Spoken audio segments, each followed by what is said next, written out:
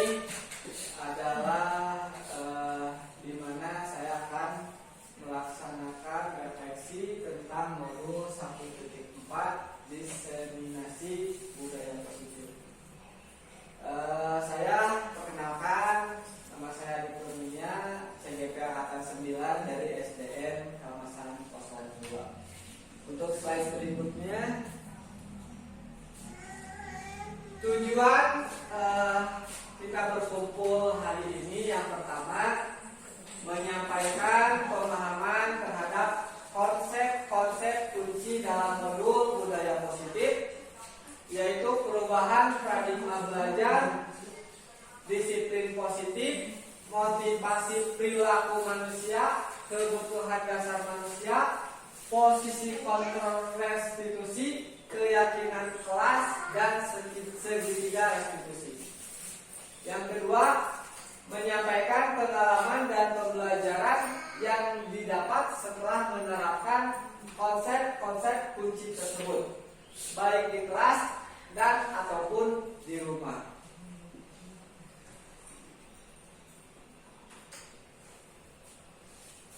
Nah, di sini ada beberapa pertanyaan pemantik. Menurut Ibu, apakah setuju atau tidak? Yang pertama, hukuman dapat mendisiplinkan anak. Setuju atau tidak? Tidak. Tidak? Hukuman dapat mendisiplinkan. Contohnya misalkan ada anak yang telat masuk sekolah, sama ibu misalkan dihukum untuk di luar kelas, atau misalkan ada anak yang mencontek, ibu hukum dengan berdiri di depan kelas untuk mendisiplinkan anak. Setuju atau tidak? Yang kedua, pemberian hukuman dengan hal positif seperti membaca atau membersihkan halaman sekolah dapat meningkatkan disiplin anak. Setuju atau tidak? Yang ketiga, memberi penghargaan dapat meningkatkan motivasi belajar. Setuju atau tidak? Untuk slide berikutnya, nah, perubahan paradigma teori kontrol. Yang pertama, ilusi guru mengontrol murid.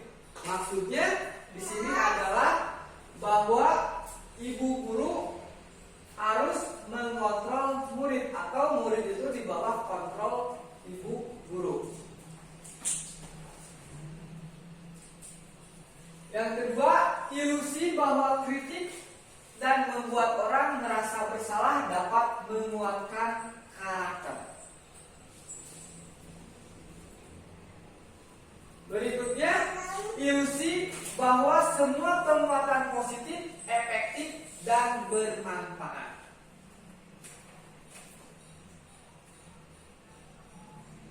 Yang selanjutnya, ilusi bahwa orang dewasa memiliki hak untuk memaksa.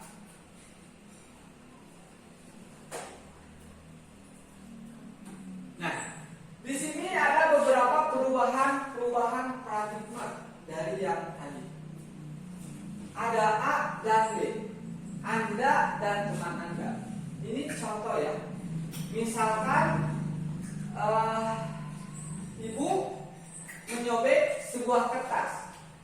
Tuliskan benda yang sangat berharga untuk Anda letakkan di salah satu tangan Anda. Misalkan ibu yang sudah menikah, yang paling berharga itu apa? Uang. Atau misalkan cincin pernikahan, ya. Nah, ibu genggam, ibu bayangkan ibu genggam dengan segala daya, ya. Ibu genggam dengan kepala tangan ibu. Sekarang teman ibu akan mencoba sekuat tenaga dengan berbagai cara meminta Anda memberikan tersebut. Dengan cara membujuk, dengan cara mengancam, dengan cara menyuap, atau apa saja. Coba, menurut ibu, apakah ibu akan melepas genggamannya atau tidak? Tidak. Kenapa? Karena kan berharga. Ya,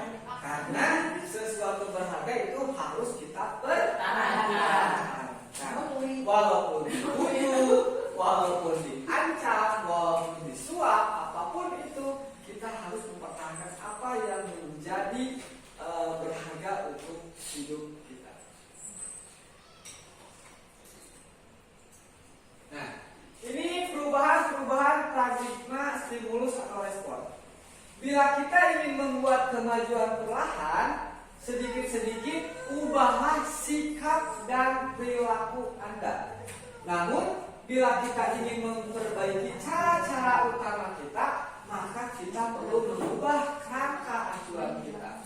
Ubahlah bagaimana Anda melihat dunia, bagaimana Anda berpikir tentang manusia. Ubahlah paradigma Anda, skema pemahaman dan penjelasan aspek-aspek tertentu tentang realitas. Jadi, ketika kita ingin merubah sesuatu, rubahlah dari diri sendiri. Stimulus respon, realitas, kebutuhan kita sama.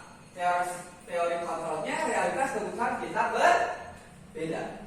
Yang kedua, semua orang melihat hal yang sama.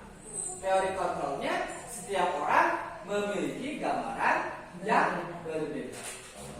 Stimulus respon, kita mencoba mengubah orang agar berpandangan sama dengan kita. Teori kontrolnya, kita berusaha memahami pandangan orang lain tentang dunia. Yang berikutnya, stimulus responnya, perilaku buruk dilihat sebagai suatu kesalahan. Tapi dengan teori kontrol, semua perilaku memiliki tujuan. Walaupun itu perilaku buruk, tetapi itu pasti ada alasannya dan tujuan. Stimulus susun berikutnya, orang lain bisa mengontrol saya. Teori kontrolnya, hanya Anda yang bisa mengontrol diri sendiri. Betul? Stimulus respon, saya bisa mengontrol orang lain. Teori kontrolnya, Anda tidak bisa mengontrol orang lain. Betul tidak? Stimulus responnya, pemaksaan ada pada saat bujukan gagal. Teori kontrolnya, kolaborasi dan konsepsi menciptakan pilihan-pilihan baru. Betul? Yang stimulus responnya yang terakhir, model berpikir menang atau kalah. Tetapi dengan teori kontrol, modal berpikir menang. Itu ya tentang perubahan paradigma stimulus respon. Nih, latar belakang seorang guru yang baik harus memiliki kemampuan dalam mewujudkan budaya positif di kelas dan di sekolah. Hal ini bertujuan untuk menunjang perannya dalam memimpin pembelajaran yang berpihak pada murid sesuai dengan pemikiran Ki Hajar Dewantara, bahwa kita bertugas di sekolah mengajar kepada murid-murid itu tujuannya satu, yaitu pembelajaran yang berpihak pada murid. Menurut Ibu, adakah yang tahu apa itu budaya positif? Apa itu budaya positif? Ada yang tahu atau tidak?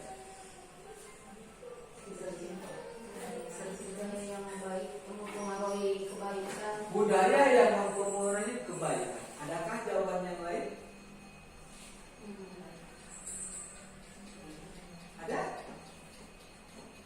Membiasakan kebiasaan baik. Membiasakan kebiasaan baik.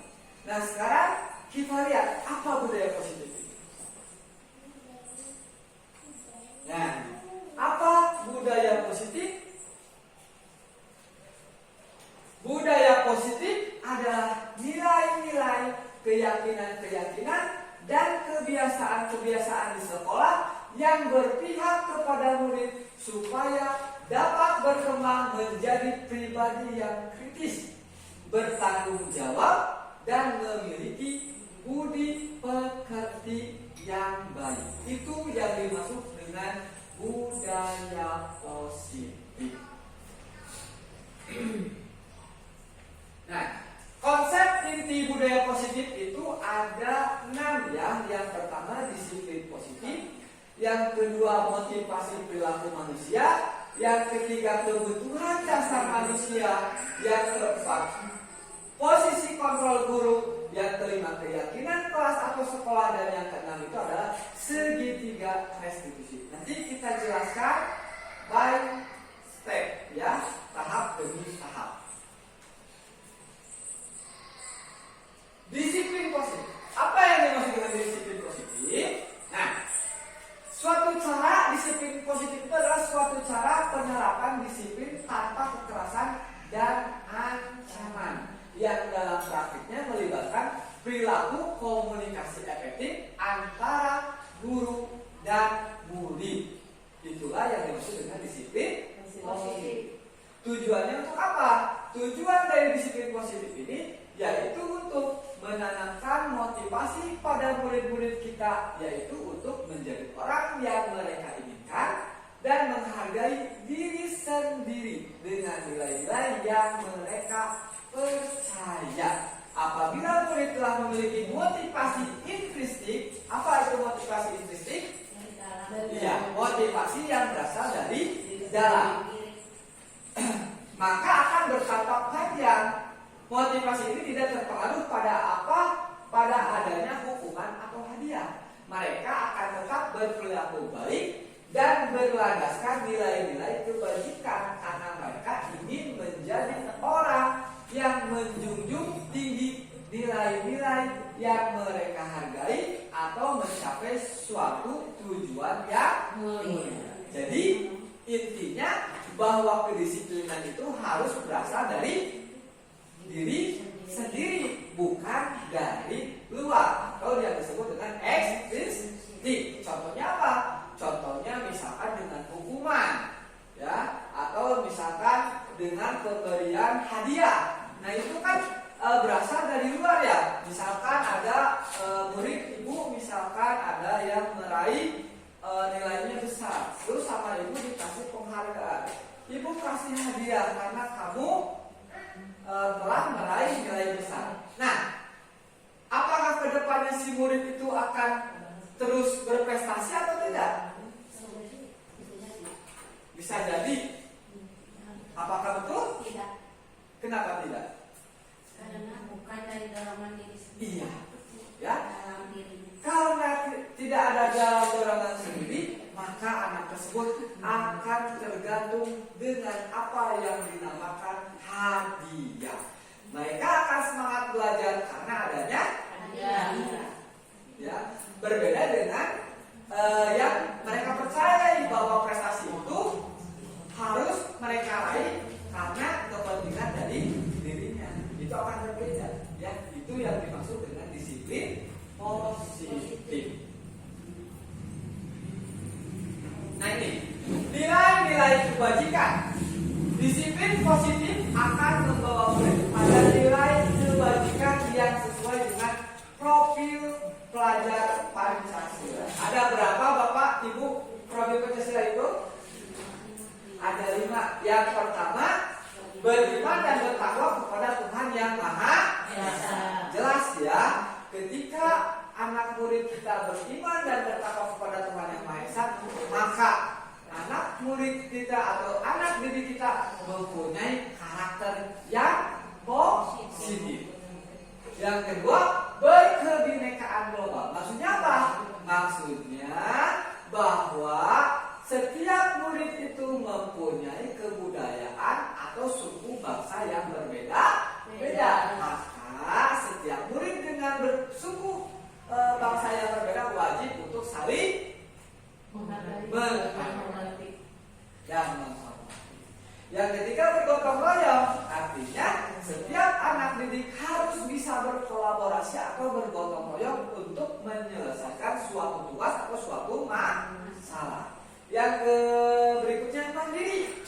Ya, mandiri harus mempunyai inisiatif untuk menyelesaikan suatu masalah yang didorong dalam diri sendiri. Yang ketiga, bernalar kritis. Artinya apa? Artinya menerima segala informasi itu harus dicerna dulu, disaring dulu agar informasi informasi yang didapat itu tidak salah penerima. Itu ya dimaksud dengan nilai-nilai kebajikan sesuai dengan profil pelajar Pancasila, atau yang sekarang dijadikan visi misi Kementerian Pendidikan, ya. Nah ini motivasi perilaku manusia. Setiap manusia itu berperilaku karena ada beberapa motivasi. Yang pertama, untuk menghindari ketidaknyamanan atau hukuman. Contoh apa? Ada yang bisa mencontohkan? Untuk menghindari ketidaknyamanan atau hukuman. Misalkan anak didik, ya, anak didik mengerjakan tugas karena takut dihukum. Yang kedua, untuk mendapatkan imbalan atau penghargaan dari orang lain. Contoh, ibu misalkan, ibu berdandan cantik untuk mendapatkan imbalan dari suaminya, bisa kan? Atau misalkan anak didik, misalkan dia ingin menjawab karena dikasih permen atau hadiah, itu, ya. Yang berikutnya, untuk menjadi orang yang mereka inginkan dan menghargai diri sendiri dengan nilai-nilai yang mereka percaya. Ini yang penting kita terapkan kepada peserta kita, bahwa untuk memotivasi perilaku yaitu untuk menjadi orang yang mereka inginkan atau berasal dari dalam diri sendiri dan menghargai diri sendiri dengan nilai-nilai yang mereka percaya. Ini yang ketiga, ini harus ditanamkan kepada peserta didik kita semua, ya. Nah, 5 kebutuhan dasar manusia. Setiap manusia berperilaku semuanya atas dasar kebutuhan. Yang pertama, ada kebutuhan untuk bertahan hidup. Contohnya apa? Ya, contohnya makan, ya, uang, gitu ya. Untuk bertahan hidup. Iya, yang kedua, cinta dan kasih sayang. Apa? Artinya ingin merasa diterima atau dicintai, ya, disayangi. Berarti ingin merasa diterima. Yang ketiga, kebebasan. Ini kebutuhan dasar manusia yang ketiga adalah kebebasan. Setiap manusia ingin bebas berekspresi. Betul? Yang keempat, kesenangan atau fun. Ya, jadi manusia akan berperilaku atas dasar kebutuhan kesenangan. Contohnya apa? Jalan-jalan, healing, itu untuk kesenangan. Yang kelima, kekuasaan, power, artinya untuk menguasai orang lain. Contohnya apa? Kekuasaan, power, untuk menguasai orang lain. Contohnya apa? Menjadi seorang pemimpin, itu bisa, ya. Jadi untuk mempengaruhi orang lain. Ini adalah kebutuhan dasar manusia, ada 5, ya. Nah, ini 5 posisi kontrol guru, ada 5. Yang pertama sebagai penghukum. Nah, sebagai penghukum seorang guru, posisi kontrol seorang guru sebagai penghukum itu yaitu harus patuh aturan atau awas, ya. Ini biasanya kata-kata yang dikatakan oleh seorang guru, ya, seorang penghukum. Patuh aturan atau awas, itu sebagai penghukum. Yang kedua, pembuat merasa bersalah. Contoh kalimatnya yaitu, ibu sangat kecewa sekali dengan kamu. Itu merasa si peserta didiknya akan merasa bersalah. Yang ketiga, sebagai teman. Nah, posisi kontrol guru yang kelima sebagai teman. Itu misalkan, ya sudah, kali ini tidak apa-apa, nanti ibu bantu bereskan. Seolah-olah kita menjadi seorang teman. Yang keempat, ada pemantau. Nah, untuk pemantau itu, misalkan apa yang telah kamu lakukan. Jadi memantau semua pergerakan peserta didik. Yang kelima, ini sebagai manajer. Ya, apa rencana kamu untuk memperbaiki hal ini? Maksudnya, ketika suatu murid mempunyai kesalahan, guru itu berposisi sebagai menemukan solusinya dengan dibantu oleh guru. Menurut Ibu, mana yang baik, yang posisi kita sebagai guru yang mana? Memantau mendidik sama teman, Pak. Tiga. Sebagai teman, terus memantau dan manajer. Ya. Betul ya. Jadi yang harus kita posisi kita sebagai guru itu, yaitu yang paling tepat itu sebagai manajer. Kenapa manajer? Karena manajer itu mencakup menjadi teman dan pengajar.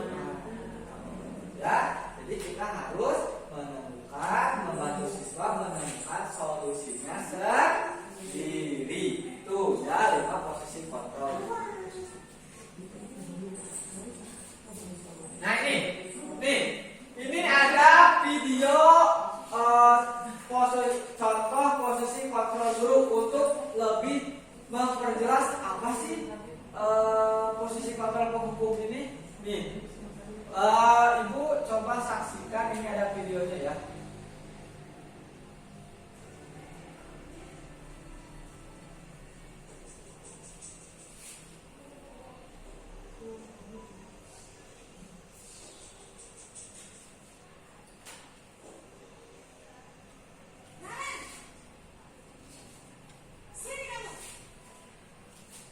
Ini sebagai penghukum ya.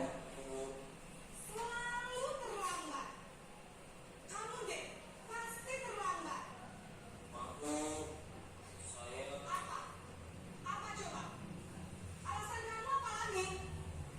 Kapan sih kamu tidak terlambat? Malas sekali ya kamu jadi anak.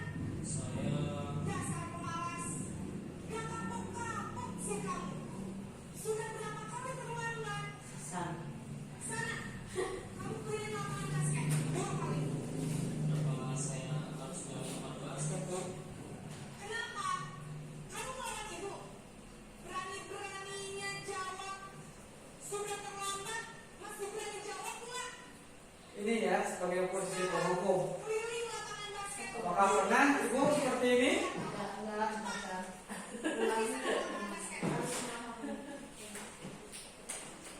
Yang kedua ini posisi pembuat merasa bersalah.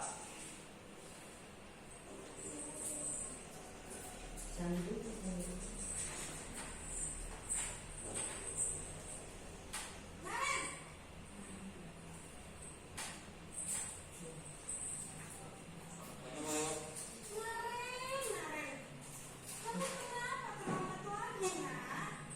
Ya Tuhan, kamu senang ya bikin ibu susah ya? Kalau kamu terlambat lagi, nanti ibu yang ikut berbakat kepala sekolah. Ini ya sebagai pembuat merasa bersalah.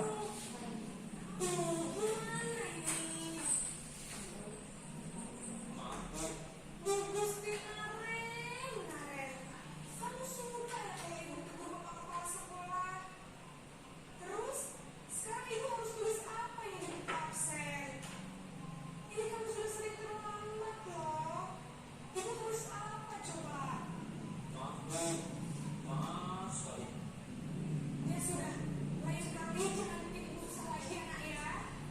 Jadi ini memposisikan peserta didik jadi bersalah ya. Jadi merasa bahwa pelakon itu bersalah, jadi merasa mereka itu menjadi bersalah gitu ya.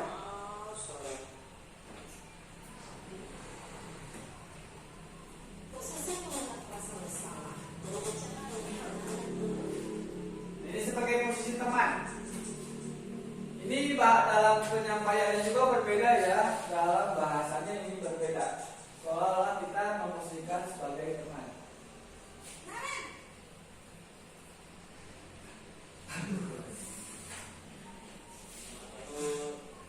wah, sudah jam berapa ini nak? Terlambat lagi ya sayang.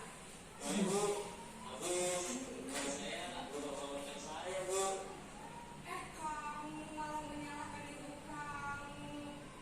Kamu bukannya anak yang larinya paling kencang. Kok terlambat tadi yang penghukum dan penonton bersalah? Ya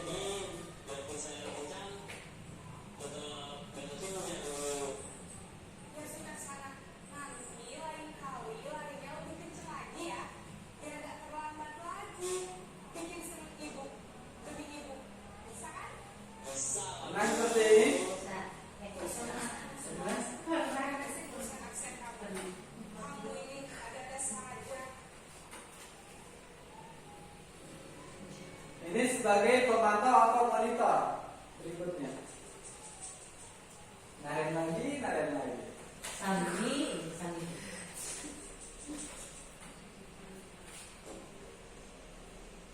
Naren!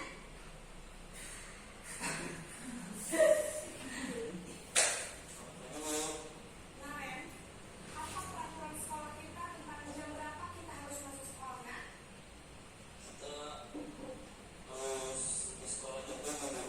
Iya betul, sekarang sudah jam 7.20. Naren sudah tahu konsekuensinya jika terlambat hadir.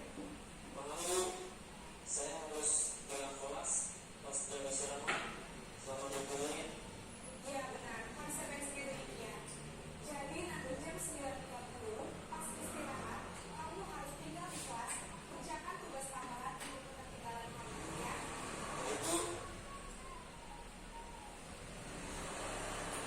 Ini sebagai manajer ya yang harus kita lakukan dalam posisi sebagai guru.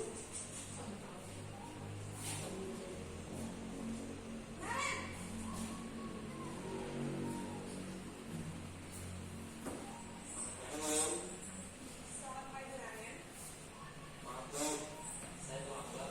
Iya, sekolah masuknya jam 7, sekarang sudah jam 7.20. Ini lebih lembut ya dalam suaranya, dalam penyampaian bahasanya.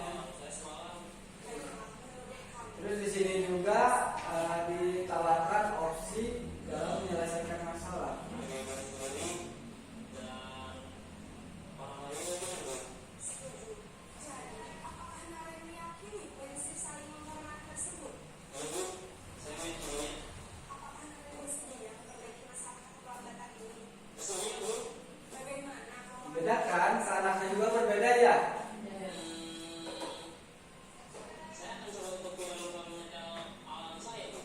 baik, kalau Naren komputer alatmu di rumah, ada orang yang kira-kira bisa bantu mengingatkan tidak?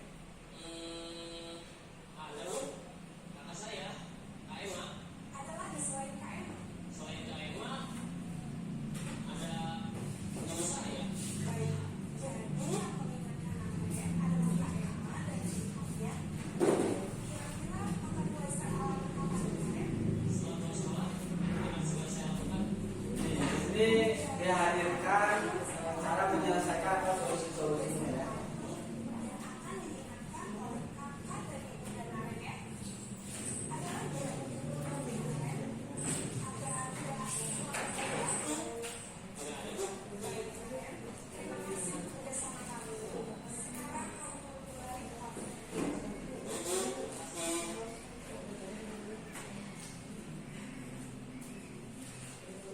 Nah, berikut barusan itu adalah contoh-contoh posisi seorang guru. Coba menurut Bapak Ibu yang paling baik itu tadi mana? Sebagai manajer. Apakah Ibu bisa menerapkannya? Insya Allah. Harus bisa Bapak Ibu ya, agar kita menjadikan adanya perubahan di dalam diri serta didik.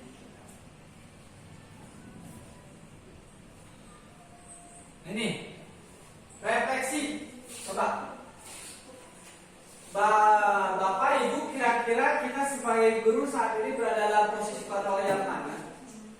Yang pernah Bapak Ibu lakukan? Teman sama pemantau. Untuk manajer? Belum ya. Mudah-mudahan kedepannya kita bisa menjadi seorang atau menjadi posisi seorang manajer. Nah ini dalam mewujudkan kedisiplinan kita harus membuat sebuah keyakinan kelas. Apa keyakinan kelas itu?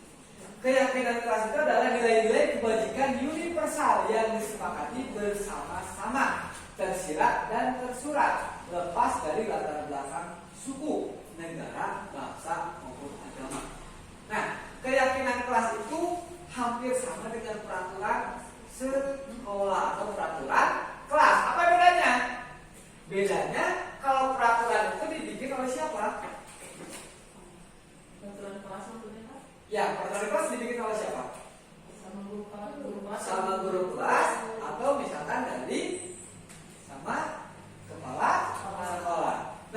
keyakinan kelas ini dibuat oleh siapa? Oleh peserta didik kita.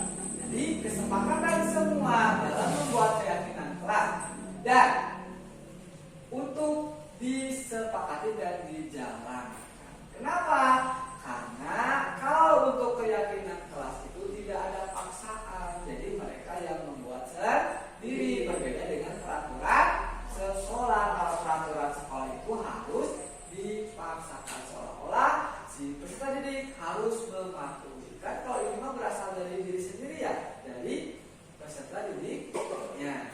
Nah, ada beberapa langkah dalam membentuk keyakinan kelas. Yang pertama, pernyataan keyakinan kelas senantiasa dibuat dalam bentuk kalimat positif. Contoh, misalkan, jangan membuang sampah sembarangan. Kalau kalimat positif berarti jangan ada kata jangan. Berarti apa? Sepertinya Buang sampah pada tempatnya. buang sampah pada tempatnya. Jadi nilai kebajikannya adalah kebersihan. Terus jangan mencontek. Coba kalimat positifnya apa? Saya diam sendiri. Bekerja atau belajar sendiri. Berarti nilai kebajikannya kira-kira apa?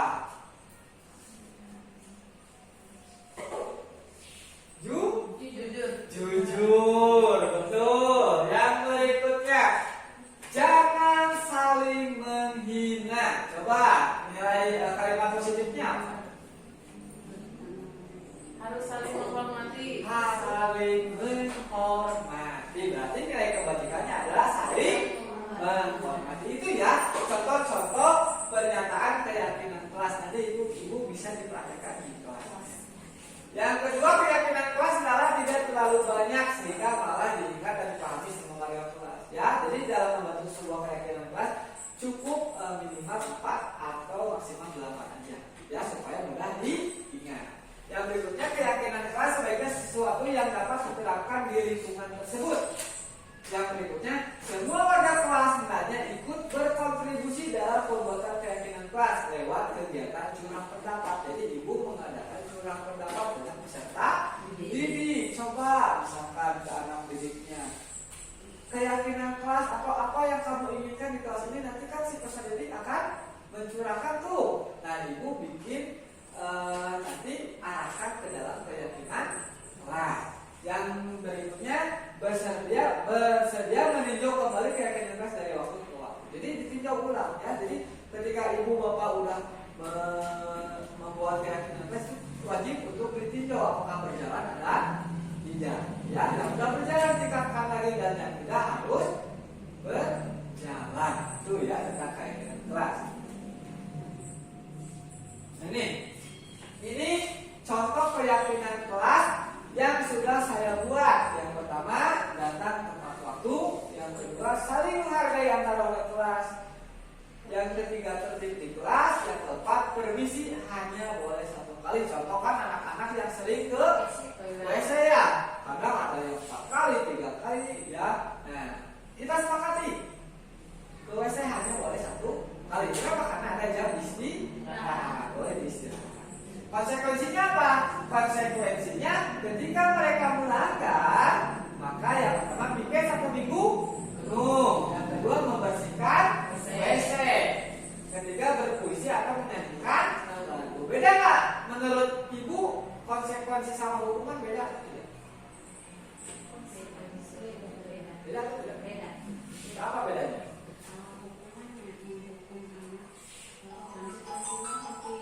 Apa? Coba. Ya, bedanya kalau hukuman itu ke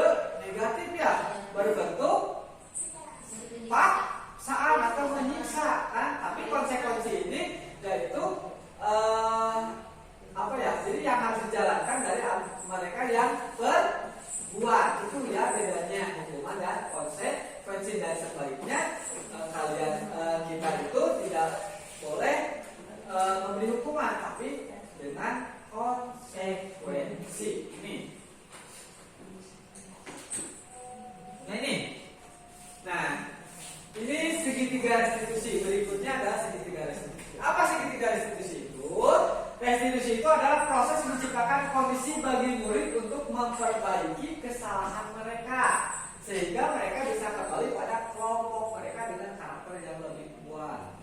Contoh ini kita bisa kembangkan ketika kita menyelesaikan suatu masalah seorang murid. Misalkan ada murid yang bermasalah, yang sering kesiangan, yang suka berantem dan lain-lain, ini bisa kita terapkan untuk menyelesaikan masalah dengan segitiga restitusi. Contohnya nanti ada ya.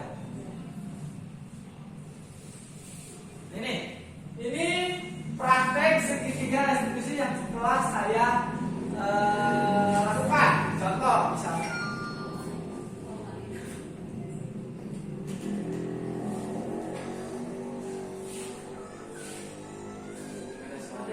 Suaranya kedengaran. Ini yang kemarin saya praktek mempraktikkan segitiga restitusi. Ini masalahnya namanya itu Sherin. Dia itu marah ya ketika mengerjakan tugas ini selalu diganggu oleh temannya ya, dan dia itu emosi lalu setelah itu dia berteriak ya mengata-ngatakan temannya. Nah di sana saya memanggil murid tersebut dan melakukan mempraktekkan segitiga restitusi. Akhirnya dan saya memposisikan itu sebagai manajer ya. Jadi akhirnya kita mendapatkan solusi dan dia sadar bahwa yang dia lakukan itu salah, tidak sesuai dengan keyakinan. Nah, ini ya contohnya praktek segitiga restitusi yang telah saya lakukan.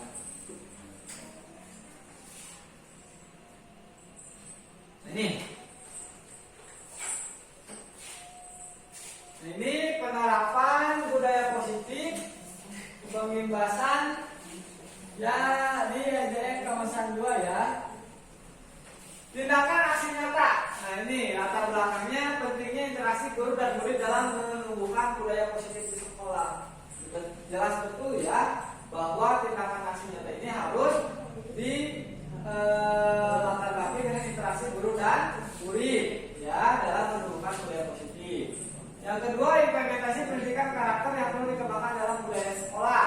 Yang berikutnya, nilai dan peran guru penggerak dalam mendisiplinkan anak melalui budaya positif. Jadi, budaya positif itu sangat jelas dibutuhkan oleh kita semua dalam menciptakan lingkungan sekolah yang aman, nyaman, dan enak untuk belajar. Ya.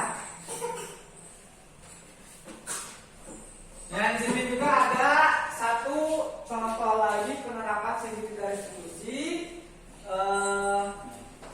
Ini namanya Jen, dia sering bolos sekolah ya karena selalu dihina oleh temannya.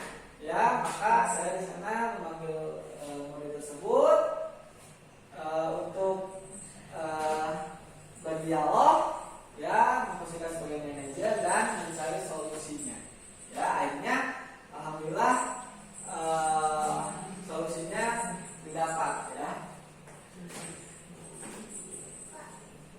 Ini ada testimoni ya dari murid yang tadi, dia merasa senang ya, merasa senang karena saya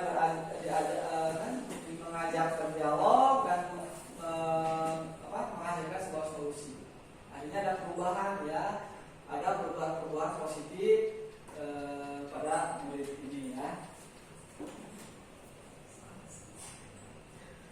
Ini kesimpulan. Kesimpulannya yaitu hal yang terpenting dalam mewujudkan terbentuknya budaya positif di kelas atau di sekolah membutuhkan kolaborasi seluruh warga sekolah dan didukung oleh orang tua murid agar menjadi kebiasaan yang baik untuk dilakukan anak baik itu di lingkungan sekolah ataupun di rumah. Jadi kalau kita ingin menumbuhkan budaya positif harus berkolaborasi dengan warga sekolah. Siapa warga sekolah itu?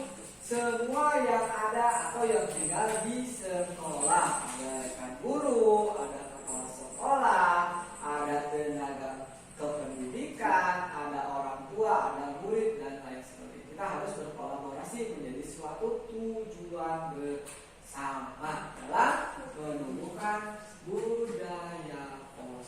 Nah, terima kasih Guru Bergerak Indonesia Maju, tepuk tangan.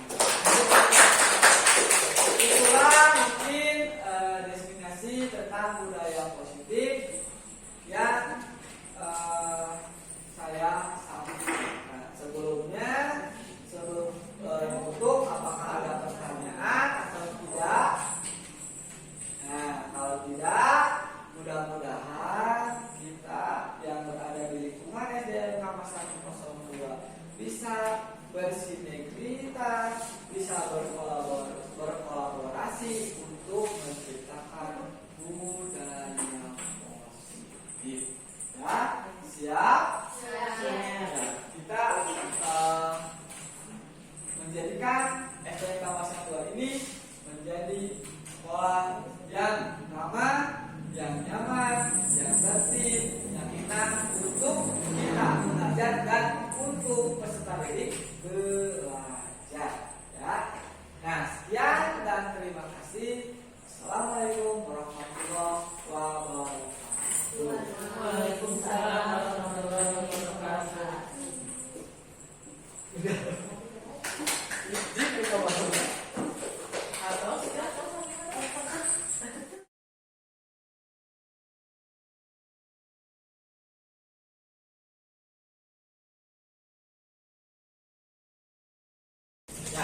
Assalamualaikum warahmatullahi wabarakatuh.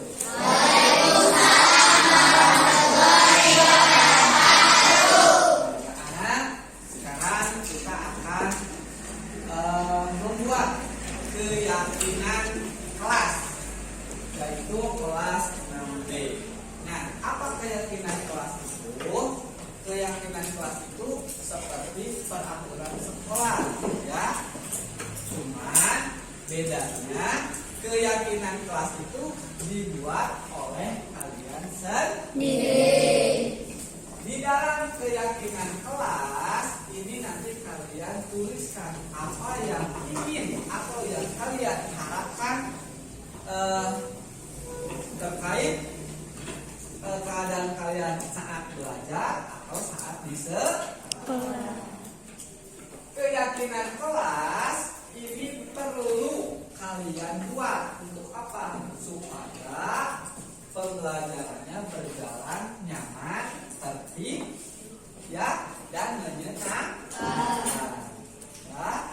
Nah, nanti Bapak akan bagi stick note, satu orang satu lembar, ya. Nanti kalian coba tuliskan keyakinan kelas apa yang ingin kalian ada dalam kelas ini, ya. Tapi keyakinan kelas itu harus berbentuk kalimat positif.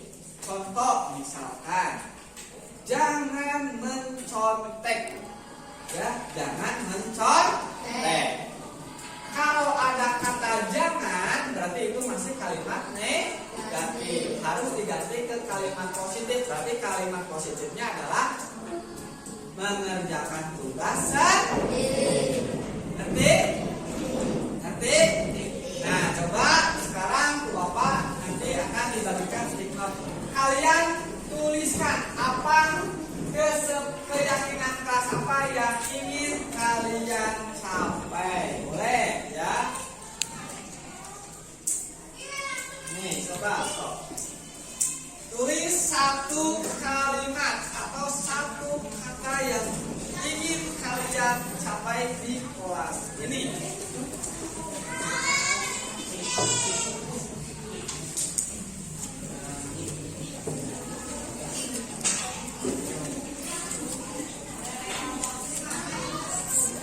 Nanti kalau udah, nanti kalian pasang di depan. Nah, nanti kita pilih, ya. Kenapa? Karena keyakinan kelas tapi nanti ada yang sama, kan? Nah, nanti kita pilih mana yang samanya jadi satu, ya. Jadi kita ambil satu keyakinan kelas yang sama. Yuk, tulis keyakinan kelas berbentuk kalimat positif.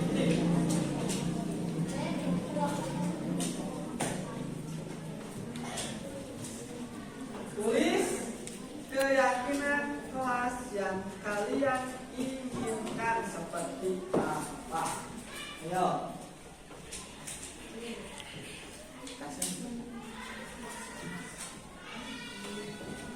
So. Ya, boleh.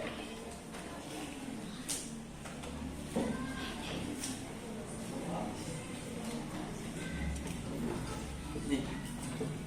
Tulis satu keyakinan kelas yang ingin kalian ada di kelas ini. Ayo, coba. Satu kalimat yang ingin kalian ada di kelas ini.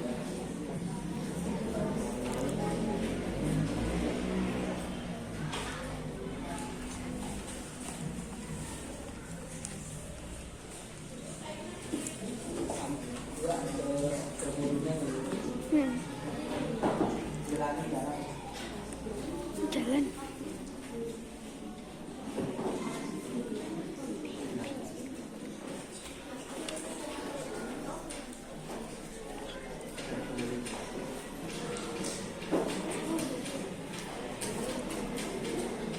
Ini video. Kalimat positif balik, buka, sepat.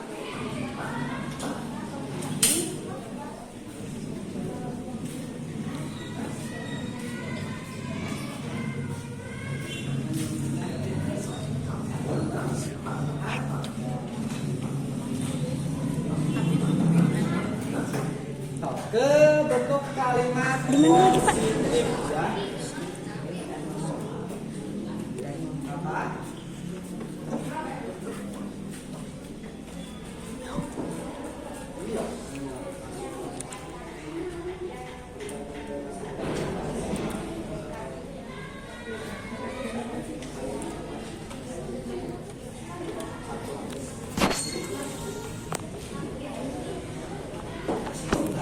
Astagfirullah.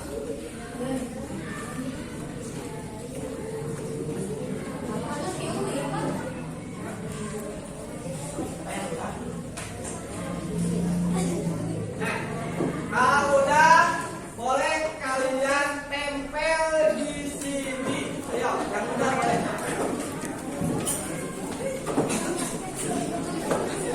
Boleh, di mana saja.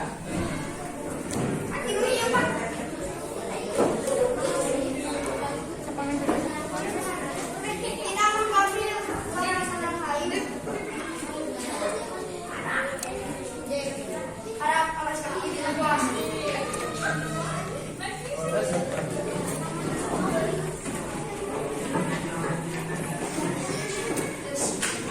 Yo, tempel di sini ya. Kalau udah, kalian tempel di sini.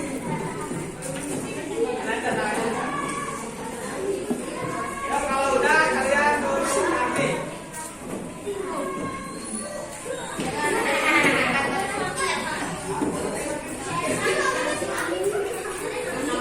Oh, kalau udah duduk lagi ya.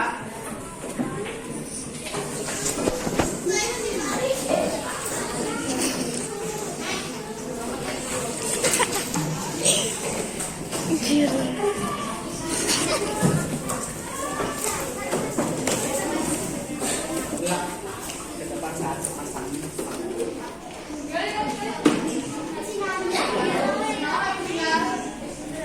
Oh, pasang ya.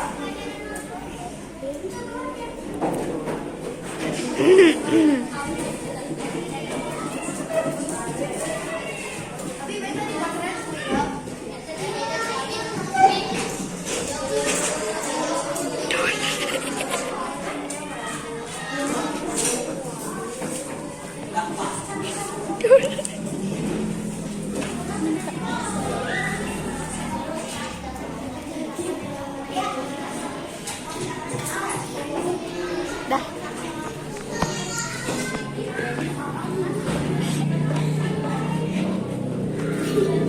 Nah, sekarang ini adalah hasil keyakinan kelas yang sudah kalian buat ya. Di sini bikin sesuai jadwal. Bikin kelas sesuai jadwal berarti menjaga kebersihan.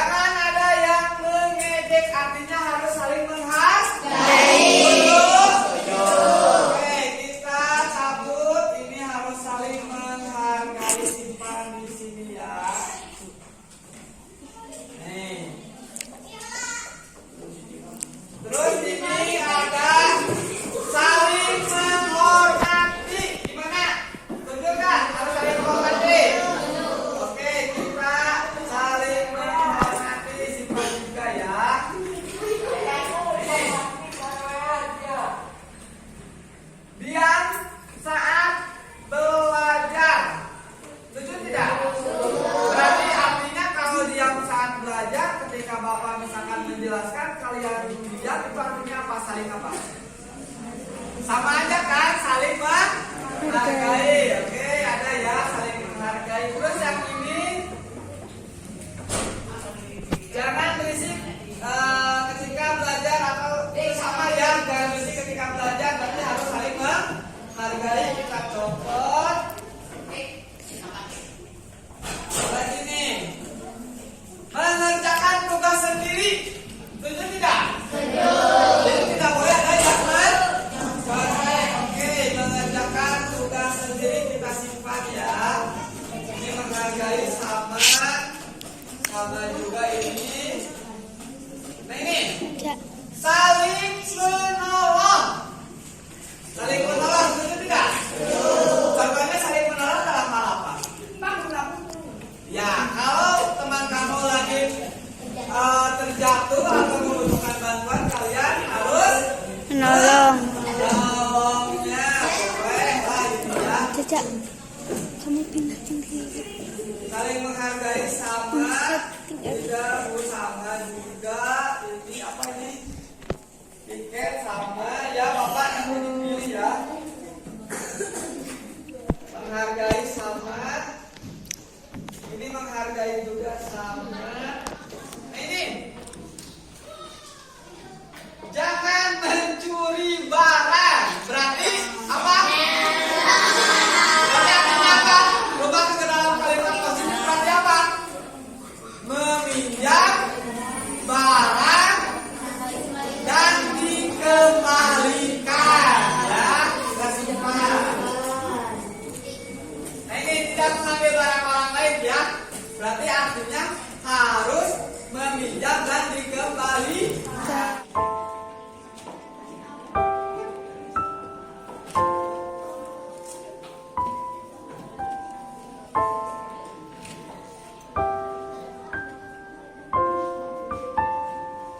Ayo berikutnya.